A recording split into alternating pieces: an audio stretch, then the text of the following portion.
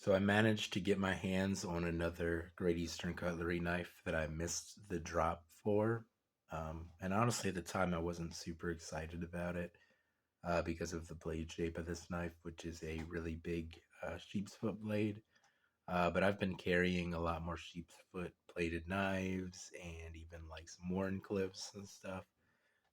More knives with straight edges, and I've been, living with them and everything and, enjoying them a little bit because previously I had been more of a spear point, clip point person. And I still think I am, generally speaking, but I have figured out like how to cut a sandwich in half with a straight edge. You're gonna have to excuse me a little bit. I'm like getting sick, so I'm all like stuffed up, and I got a little bit of a sore throat and stuff. Um, I hate that. It's one of the worst things is getting sick. Just like cold sick because it's annoying, but not like enough to actually stop you from doing anything. It's just annoying because you have to blow your nose 35,000 times a day. But anyway, this is the 36, and I think they call this the toenail clipper or something. The elephant toenail clipper or something like that. This one's in this beautiful cocobolo wood, which I've developed a fondness for. I bought this on the secondary market, obviously, from somebody who was selling it at a pretty reasonable price, I will say. The wood is beautiful in this example. There's like a knot there that looks cool. There's one here on the other side, too. They did a pretty good job of matching the wood, I think. But it looks really nice. And Cocobolo, I believe, will age over time and everything, and it'll turn darker, almost to like an ebony type color. Um, so that's really cool. But this is a elephant toenail or a sunfish knife, like pattern, depending on who you talk to. And it's got this big old sheep's foot plate, like I said. Of course, this is a Northfield, so you get to see the reflection and fingerprints and all sorts of stuff on the blade there. Look at that reflection, yeah. Um, I don't really like high polished blades. I talk about that all the time, and then I keep buying Northfield knives and stuff. But yeah, it makes it really difficult to get a good look at it on video. But you can see there on the blade says Northfield unexcelled trademark, tag stamp Northfield unexcelled, and then I'm gonna have to half stop to read the other part. Titusville, PA, and then the other side's the model number 36.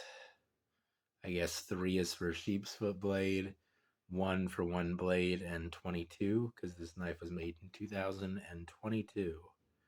And then you get GEC car, which is just carbon steel, Great Eastern Cutlery. Knife does have a half stop, as you can see. Action's really good, obviously.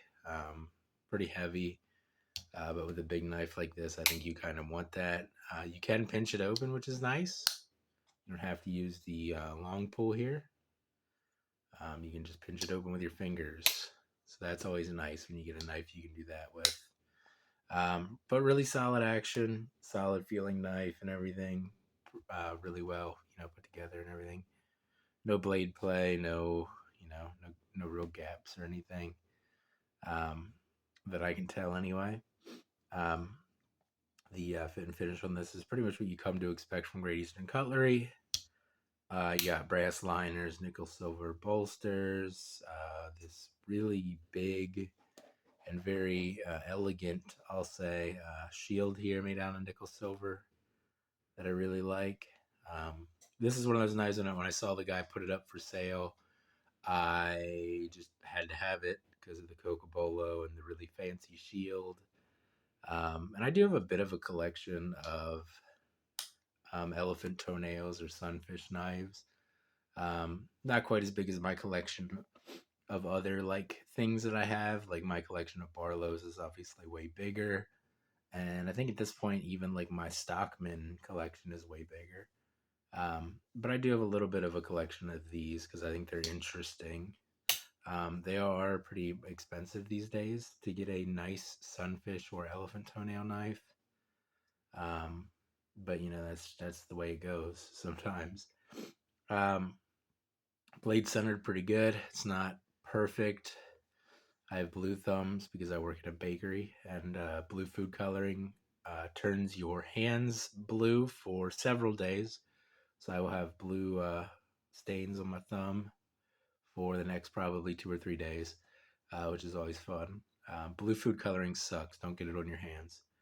Um, but yeah, really nice knife. Really love the Coco Bolo and everything.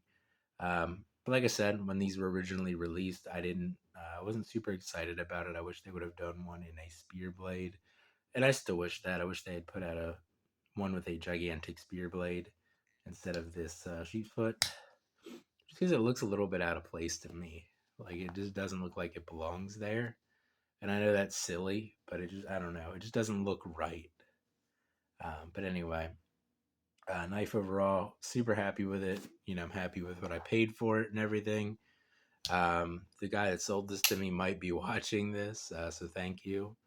Um, but yeah, just a really nice pocket knife, obviously.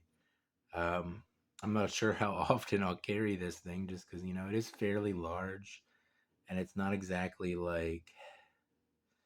like a usable large. Like, that's a dumb way to say it, but like the 23 Jumbo Trapper and like the 93 or the 97, like Coke bottle and everything. It's a bigger knife, but it's got like a longer blade on it, whereas this is a really big knife, but like the blade isn't really that much longer than like, a little bit smaller knife, if that makes sense. Speaking of which, I think the blade's just over 3 inches long. Yeah, just over 3 inches long with a cutting edge of like 2 3/4. Um, Again, sheep split blade, massive sheep split blade. It's got this swedge here and a long pull on it. But yeah, I mean, it's just a very good looking knife with the Coca Bolo. Um, and I'm super happy to have one. But anyway, it's going to be it for this video. I'll see you guys in the next one. And I hope you have a good day.